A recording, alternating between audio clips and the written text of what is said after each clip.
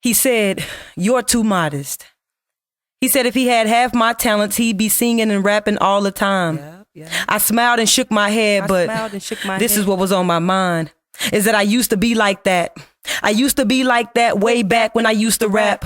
I remember saying, I'm the reason Jay-Z is gonna part 2 with the black. And if you feeling like a lyricist, come and try and challenge me. I bet my bottom dollar you gonna see what damage be. I knew for sure with 10 hands you couldn't handle me. I take your deal and have your manager to manage me. See, when I spit it, it was so sick, it was so smooth that they felt like since Shy Rap had his groove back.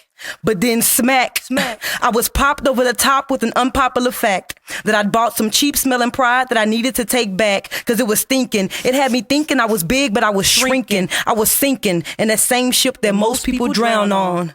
It's called ego, gigantic. It's funny how that rhymes with Titanic. Wow. It's a place where true identity has been replaced by a false sense of pride. It's a ship that some of you all currently ride.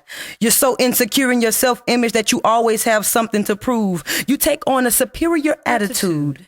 You cannot serve because you don't want to show people that you're inferior. Yet your interior is as cold as Siberia, makes me hot like Nigeria, and disgusts me like bacteria, because pride is an abomination.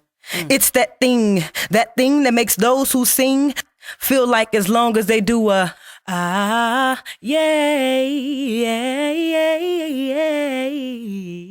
they deserve a championship ring. It's that thing that makes poets and preachers forfeit their opportunity to teach us, designed rather to perform on microphones and stages when it was given to them so they could reach us. And pride is kin to frivolousness. It'll have you spending $100,000 on a dress or a diamond-studded grill that looks a hot mess and some.